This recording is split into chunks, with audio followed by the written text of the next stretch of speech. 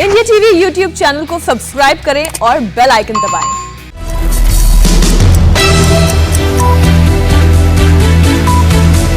नमस्कार, मैं हूं अमित पालित। 9 बजे की 9 बड़ी खबर में आज आपको दिखाएंगे सीबीएसई की 12वीं की परीक्षा रद्द होने के बाद अब छात्रों की परसेंटेज कैसे होगी काउंट, और साथ ही पीएम मोदी के इस फैसले पर छात्रों का क्या है रिएक्शन।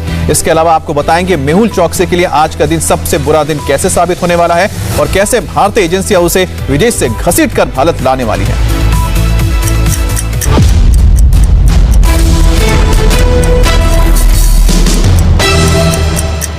तो 12वीं के बोर्ड एग्जाम पर इस वक्त की सबसे बड़ी खबर, सीबीएसई की तर्ज पर राज्यों की बोर्ड परीक्षा भी रद्द हो सकती है।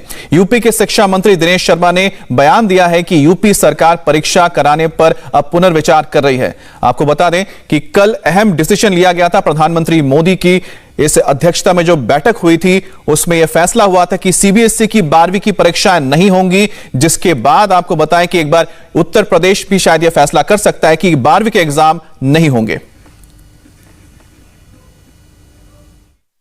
माननीय प्रधानमंत्री जी का जो निर्णय आया है उसके संदर्भ में हम लोग पूरे प्रदेश की स्थिति का परीक्षण करेंगे, अवलोकन करेंगे और माननीय मुख्यमंत्री जी के साथ में बैठक के बाद उत्तर प्रदेश के संदर्भ में हम क्या निर्णय लें, क्योंकि अभी हमने उत्तर प्रदेश में जो माध्यमिक शिक्षा परिषद की जो परीक्षाएं हैं उनको स्थितियों के सामान्य होने पर जुलाई माह में, यानी अभी समय है, कराने का प्रस्ताव रखा था।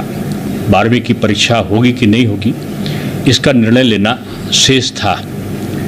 तो मैं समझता हूँ कि माननीय मुख्यमंत्री जी के साथ में हम लोग बैठ के पूरी प्रदेश के संदर्भ में स्थितियों का आकलन करते हुए जो हमारे केंद्रीय शिक्षा मंत्री जी हैं उनसे भी बात करने के बाद हम लोग 12वीं की परीक्षा के संदर्भ में किस प्रकार का क्या निर्णय ले सकें इसकी तरफ हम लोग विचारोपरांत ही हम लोग इसके तरफ बढ़ेंगे।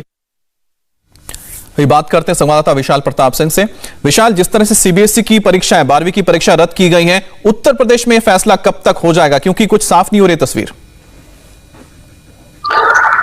अमित, बिल्कुल आपने सही कहा कि उत्तर प्रदेश में अभी भी 12वीं का जो बोर्ड का एग्जाम होता है यूपी बोर्ड का, उसकी स्थिति अभी भी साफ नहीं हो पाई है, क्योंकि उत्तर प्रदेश में लगभग 65 से ज्यादा ऐसे जिले हो चुके हैं जो कि कोरोना कर्फ्यू पूरी तरीके से खत्म कर चुके हैं। वहां पर पाबंदियों के साथ जो सामान्य गतिविधियां हैं उनको खुलने की इजाजत दे दी गई है।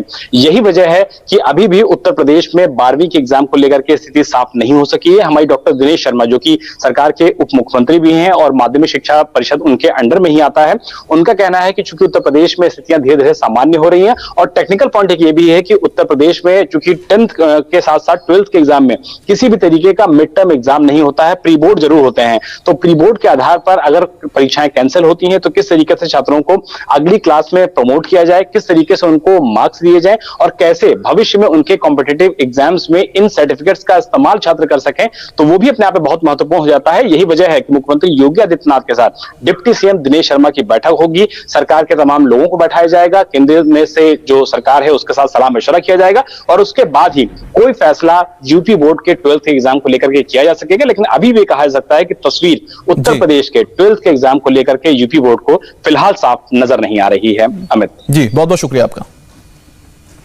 सीबीएसई के तहत 12वीं की क्लास में कुल 14 लाख बच्चे एनरोल हैं, लेकिन सीबीएसई के अलावा आईसीएसई और स्टेट बोर्ड्स को मिला दें तो कुल मिलाकर करीब 1.25 करोड़ स्टूडेंट्स इस साल 12वीं की परीक्षा में बैठने वाले थे। लेकिन सीबीएसई का एग्जाम कैंसिल होने का असर दूसरे बोर्ड पर भी पड़ा है।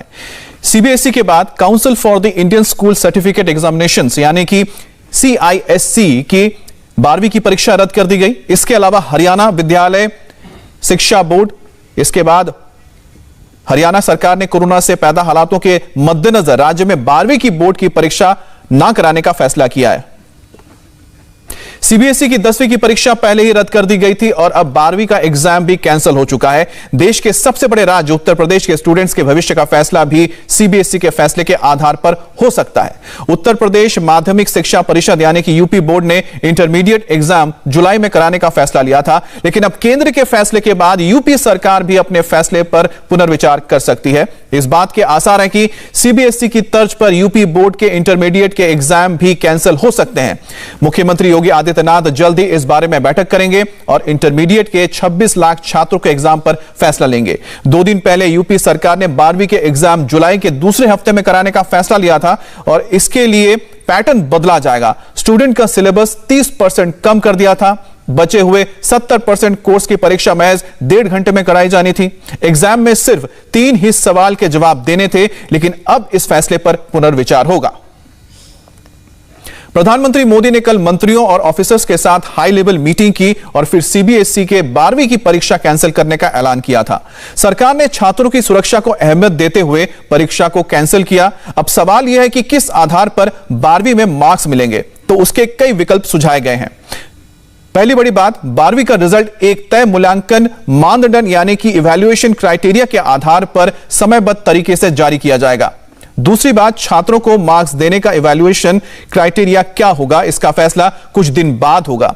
तीसरी बड़ी बात है, अगर कुछ छात्र एग्जाम देना चाहते हैं तो सही समय आने पर उनको विकल्प दिया जाएगा। और चौथी बड़ी बात यह है कि सीबीएसई 10वीं बोर्ड की तरह 12वीं के लिए भी ऑब्जेक्टिव क्राइटेरिया के तैयार कर सकती है।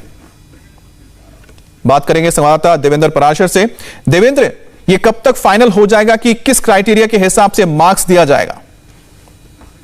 ये अगले कुछ दिनों के अंदर ही, कुछ दिनों के जब मैं बात कर रहा हूं तो मुश्किल से 5 से 7 दिनों के अंदर ये पूरी तस्वीर साफ हो पाएगी। इससे पहले आईसीएसई ने 7 जून तक अपने से संबद्ध सभी स्कूलों को ये कहा है कि छात्रों का जो ट्रैक रिकॉर्ड रहा है 9वीं 10वीं 11वीं का, वो सारे डिटेल्स यहाँ पे भेजें।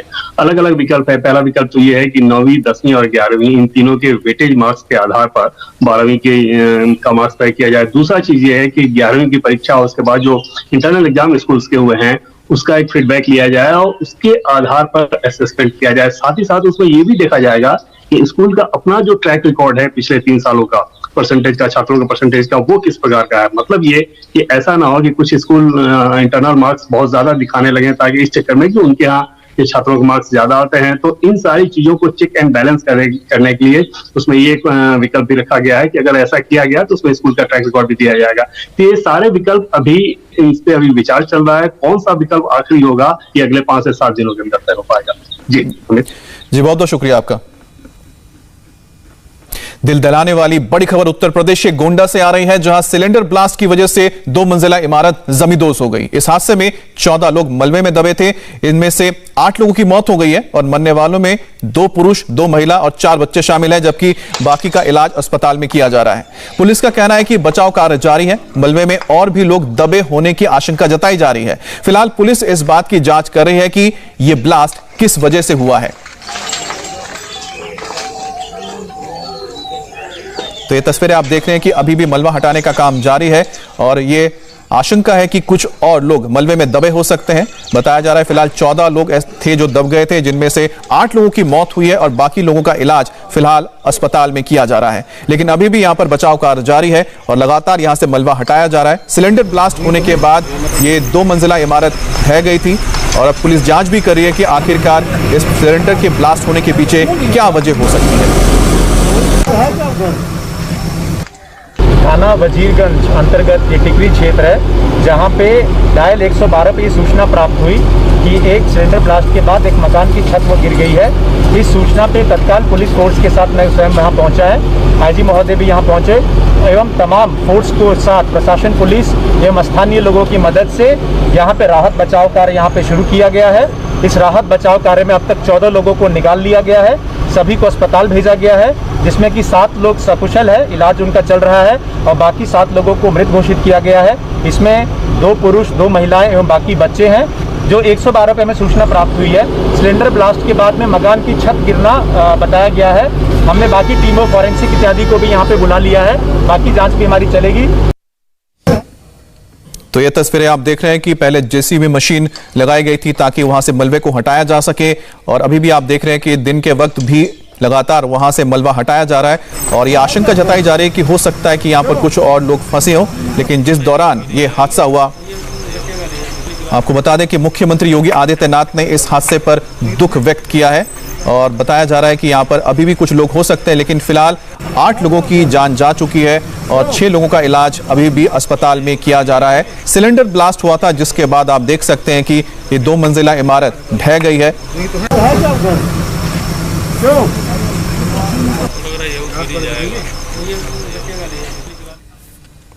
तो बात करते हैं संवाददाता विशाल प्रताप सिंह से।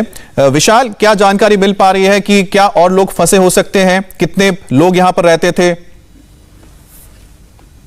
देखिए अमित, हमारी जो जिला प्रशासन में बातचीत हुई है गोंडा में, गोंडा का वजीरगंज थाना क्षेत्र है, वहां का टीकरी इलाका है और बताया जाता है कि रात में लगभग 12:30 बजे के करीब ये सिलेंडर में विस्फोट हुआ है। अभी तक की जानकारी के मुताबिक एलपीजी का ये सिलेंडर था।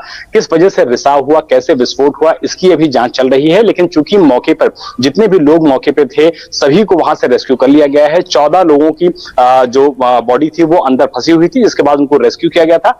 8 लोगों की अब तक इससे मौत हो चुकी है, जिसमें 4 बच्चे बताए जा रहे हैं, 2 महिला और 2 पुरुष। और यह भी बताया जा रहा है कि किस वजह से रिसाव हुआ, इसको लेकर के जो टेक्निकल एक्सपर्ट्स हैं, जो फॉरेंसिक टीम है, वो भी गोंडा के वजीरगंज थाना क्षेत्र के टीकरी इलाके में पहुंच चुकी है। और इस घटना को लेकर के मुख्यमंत्री योगी आदित्यनाथ ने शोक व्यक्त किया है और डीएम को बोला है कि जल्द से जल्द इस मामले में जो इनिशियल रिपोर्ट है वो मुख्यमंत्री कार्यालय को भेजी जाए और जो मैक्सिमम हेल्प की जा सकती है इस पूरे रेस्क्यू ऑपरेशन के साथ साथ लोगों की, पीड़ितों की, जिनकी जान गई है, उनके परिवार की, उनके इलाज के लिए, उसके लिए सभी संभव प्रयास करने के लिए बोले गए हैं। लेकिन रेस्क्यू ऑपरेशन अब से कुछ देर पहले कंप्लीट कर लिया गया है, जिसमें 8 लोगों की मौत हुई है और लगभग 6 लोग इसमें गंभीर रूप से घायल बताए जा रहे हैं, जिनको की गोंडा के जिला अस्पताल में भर्ती कराया गया है इस पूरे हादसे के बाद। अमित, बहुत बहुत शुक्रिया आपका। आज मेहुल चौकसी एंटीगुआ भेजने या फिर भारत डिपोर्ट करने पर फैसला हो सकता है। फैसले के बाद ही भारतीय एजेंसियां मूवमेंट शुरू करेंगी। सुनवाई भारतीय समय के मुताबिक शाम को करीब 6:30 बजे शुरू होगी। मेहुल चौकसी की लीगल टीम कोर्ट में यह दलील देकर बार बार स्टे ले रही है। मेहुल के वकीलों का दावा है कि मेहुल एंटीगुआ का नागरिक है, ऐसे में उसे सीधे भारत डिपोर्ट नहीं किया जा सकता है। लेकिन एंटीगुआ के पीएम ने साफ कह दिया है कि मेहुल चौकसी के पास एंटीगुआ की स्थायी नागरिकता नहीं है, इसलिए एंटीगुआ के नागरिकों का कानून उस पर लागू नहीं होता है। आपको बता दें कि पीएनबी में 13,500 करोड़ रुपए का फ्रॉड जो हुआ था उसमें मेहुल चौकसी एक आरोपी है जो कैरिबियाई देश एंटीगुआ भाग गया था और 26 मई को वो अचानक एंटीगुआ से गायब हो गया। लेकिन एक दिन बाद वो पड़ोसी देश डोमिनिका में पकड़ा गया। कैरिबियाई मीडिया की माने तो मेहुल चौकसी अपनी गर्लफ्रेंड से मिलने एंटीगा से डोमिनिका गया था, लेकिन अब उसके बुरे दिन शुरू होने वाले हैं। डोमिनिका की अदालत में आज भारतीय जांच एजेंसियां एक एप्लीकेशन दाखिल करेंगी जो मेहुल चौकसी की जांच में लगी है। सीबीआई के साथ ही दूसरी जांच एजेंसियां डोमिनिका की कोर्ट में चौकसी द्वारा किया गया फ्रॉड भी पूरे डिटेल्स के साथ रखने जा रही है। वो ग्राउंड रखेंगी जिससे चौकसी को भारत डिपोर्ट किया जा सके। इंडियन सिटीजनशिप रूल 23 के तहत बताया जाएगा कि मेहुल चौकसी की भारतीय नागरिकता गृह मंत्रालय के द्वारा रद्द नहीं की गई है और चौकसी ने अपना भारतीय पासपोर्ट भी सरेंडर नहीं किया है। लिहाजा डोमिनिका ने उसे भारतीय डिपोर्ट करने की इजाजत देनी चाहिए। भारतीय एजेंसियां लगातार कोशिश कर रही हैं कि उसे डोमिनिका से भारत लाया जाए। भारतीय ऑफिसर्स और डोमिनिकन ऑफिसर्स की मीटिंग इस केस को लेकर हो चुकी है। भारतीय जांच एजेंसियां भारत सरकार की मदद से चाहती है कि कोर्ट में यह मैटर लीगल टीम के सामने पेश किया जाए, साथ ही साथ भारत जल्द डिपोर्ट किया जाए मेहुल चौकसी को। 2018 दिसंबर में मेहुल चौकसी के खिलाफ इंटरपोल ने रेड कॉर्नर नोटिस जारी किया था और चार्जशीट के अलावा सप्लीमेंट्री चार्जशीट और गैर जमानती वारंट चौकसी के खिलाफ मुंबई की कंसर्न कोर्ट ने जारी किया है। ये सभी दस्तावेज डोमिनिका कोर्ट और डोमिनिकन अधिकारियों के सामने सबमिट किए जाएंगे ताकि मेहुल चौकसी को भारत डिपोर्ट करने की दलील स्ट्रांग हो सके। बात करेंगे संवाददाता अभय पराशर से। अभय, जो टीम गई हुई है जिसमें सीबीआई है, ईडी है, बताया जा रहा है एक्सटर्नल अफेयर्स मिनिस्ट्री के भी लोग हैं, क्या डॉक्यूमेंट्स लेके गए हैं, क्या दलील दी जाने वाली है?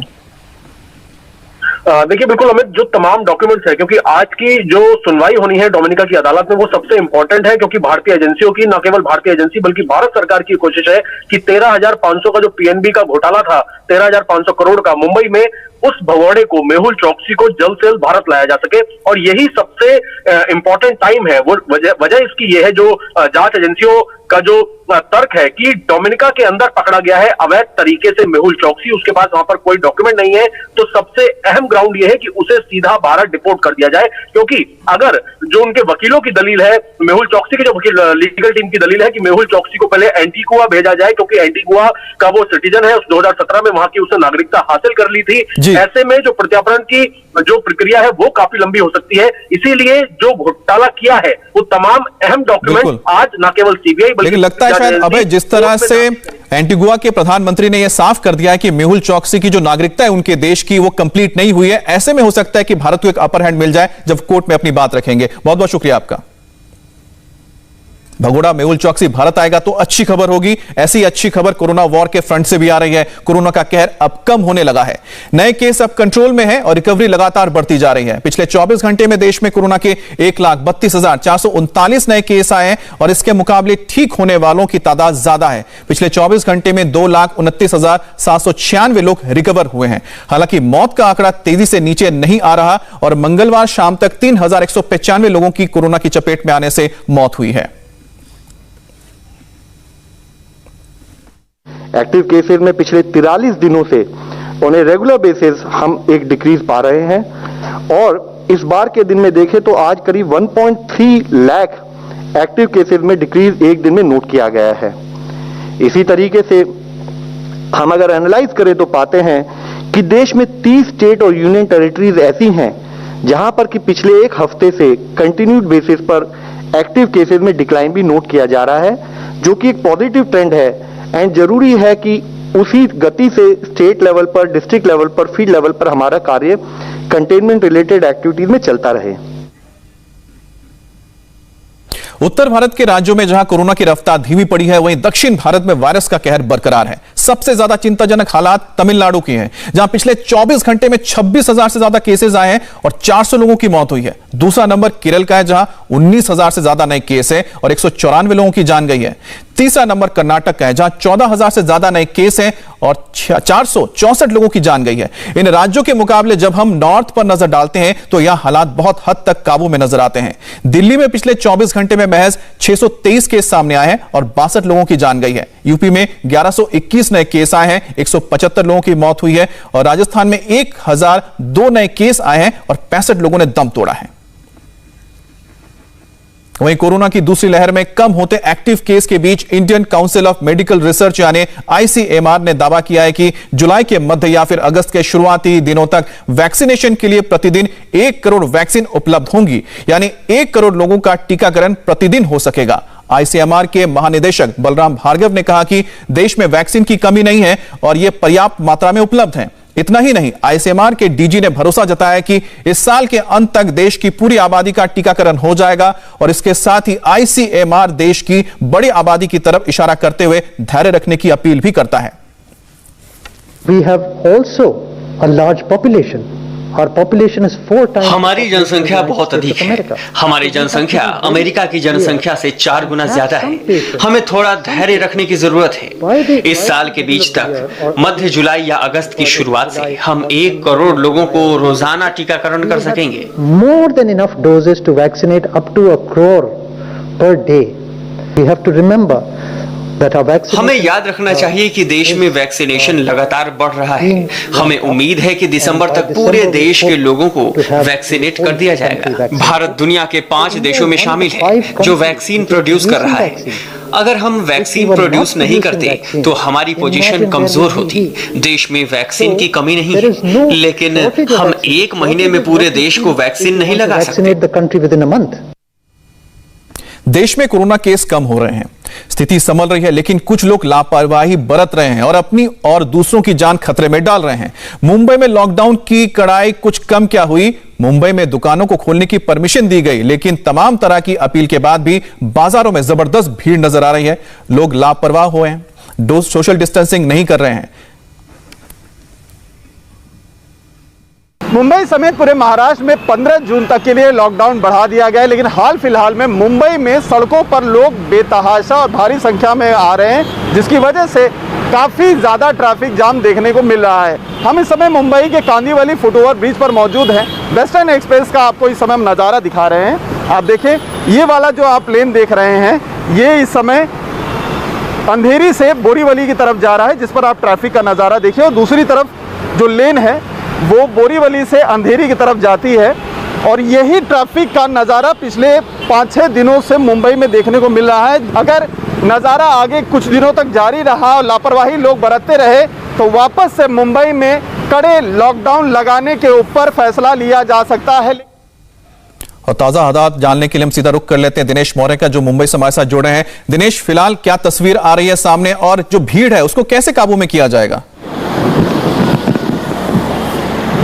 देखिए, इस वक्त मैं मुंबई के दादर बाजार में हूँ। सुबह से ही यहाँ पर जो है हल्की बूंदाबांदी हो रही है। उस वजह से यहाँ पर जो सुबह के वक्त स्थिति होती है बाजार खुलने के बाद उतने लोग नहीं है, लेकिन ज़रूर कुछ लोग आ रहे हैं बरसात में जो ज़रूरी सामान लगता है उसे खरीदने के लिए। और जिस तरह से बीएमसी ने आज जो है बाईं तरफ की दुकानों को खोलने की इजाज़त दी है, तो दुकानें खुल गई है। इक्का दुक्का जो लोग हैं वो भी यहाँ पर आ रहे हैं। बरसात की वजह से अगर बरसात थमती है तो यहाँ पर भीड़ जो है वो लोगों की और बढ़ सकती है, क्योंकि सेंट्रल मुंबई होने की वजह से यहाँ पे बड़े पैमाने पर अलग अलग इलाकों से लोग आते हैं शॉपिंग करने के लिए। और इसी वजह से यहाँ पर बीएमसी की टीम भी लगा दी गई है। अगर भीड़ बढ़ती है तो तुरंत बीएमसी की टीम जो है वो एक्शन में आएगी और लोगों को अलग करने की कोशिश करेगी। साथ ही में भीड़ जो है उसे कम करने की कोशिश बीएमसी द्वारा की जाएगी। एहतियात के तौर पर पुलिस को भी लगाया गया, लेकिन चूंकि बरसात हो रही है लगातार, इसलिए उतनी भीड़ नहीं है। लेकिन अगर बरसात रुकती है तो भीड़ और ज्यादा यहाँ पर बढ़ सकती है। जी, आप नजर बनाए रखें, हम आगे आपके पास अपडेट के लिए आएंगे।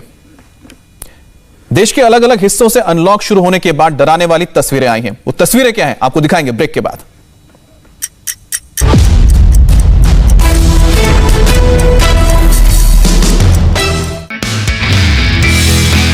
नमस्ते, मैं हूं मीनाक्षी जोशी। वीडियो और खबरों से अपडेट रहने के लिए India TV YouTube channel subscribe करें, बेल आइकन दबाना ना भूलें। जुड़े रहें इंडिया टीवी के साथ।